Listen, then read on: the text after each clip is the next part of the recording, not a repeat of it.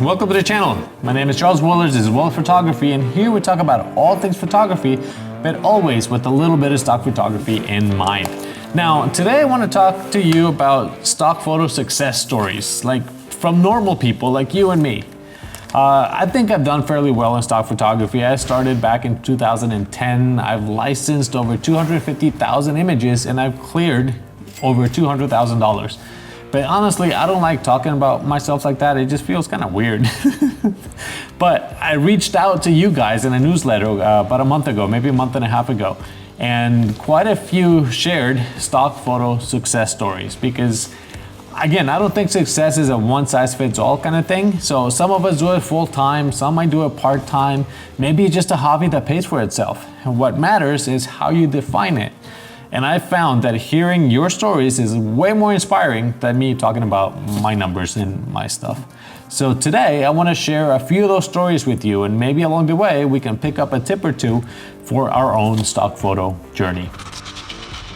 All right, the first story, this is from Mike Worley. He's been uploading stock photos for 7 years across multiple platforms.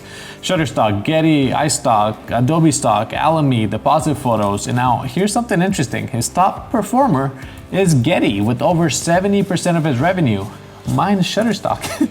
Meanwhile, his Adobe Stock pays the most per download, around 90 cents, and Shutterstock averages about 59 cents, which I do agree with. Mike also shared a tool that he swears by, and this is MicroStalker. It tracks sales across multiple platforms, so it helps you judge seasonal trends and even tells you the exact date that a photo sells. I had that when I started and it was great. I felt like I was playing Wheel of Fortune every morning because it's on your phone or tablet, and then you just scroll down and you see how much money you made while you were sleeping. It was addicting. It was awesome. But here's the thing. The big takeaway from Mike's story is knowing which platforms perform best so you can focus your efforts. It's not just about uploading everywhere. You want to work smarter and, not just harder. It works. Anyway, thanks, Mike. Up next is Cary Marshall. Cary's journey is really inspiring. He retired earlier than expected due to health issues, but he wasn't ready to stop being productive yet. So he dove into stock photography. Not to make a fortune, but just to keep busy and maybe, make a little bit extra. He started uploading around 500 images across multiple platforms, give or take a few here and there because of acceptance ratios. But he's got Adobe Stock, Alamy, Getty, and Shutterstock. One sale that really stood out to him was 248 pounds. He only got 15% of that, but someone paid over $300 for a photo he made. And that's an amazing feeling. Now, here's a detail I love about Cary's story. He started on a Nikon D90, a 12 megapixel camera with a kit lens. Not fancy at all by today's standards, but he made sales with that. Later, he upgraded to a full frame Nikon Z5, but his story is proof that you don't need expensive gear to succeed. You just need to focus on consistency and creativity. A personal reflection I like to share here is that sometimes we get caught up in gear, thinking that we need the newest and the bestest and the fastest and the whatever. And I've been a big proponent of that here on the channel. I do believe gear matters. But Cary's story, it's a reminder that skill and perseverance matter way more than the price tag on your equipment. Whatever equipment you have, just focus on its strengths. Thanks, Cary. Now we're up to Jeff Coburn. Another great story comes from Jeff, who contributes to Shutterstock, Dreamtime, Adobe Stock, Getty, and Deposit Photos. For Jeff, success comes down to two things: acceptance ratio and earnings. In the beginning, some sites accepted nearly everything, while others only took about half.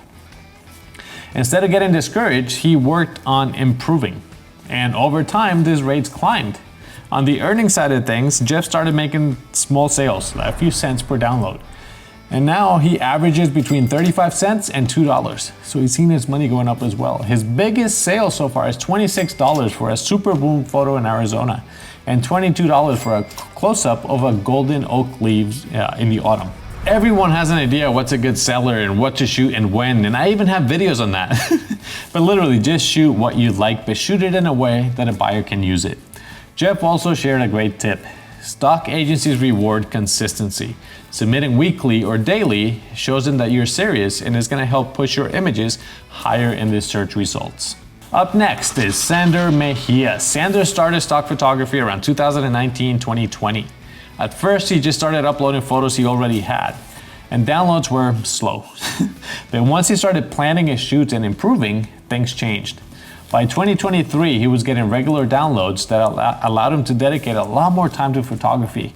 He upgraded his gear and started creating better content. Last year, Sander hit what he calls a salary from stock photography. It's modest by Latin American standards, but it's enough to fund his travels and keep creating.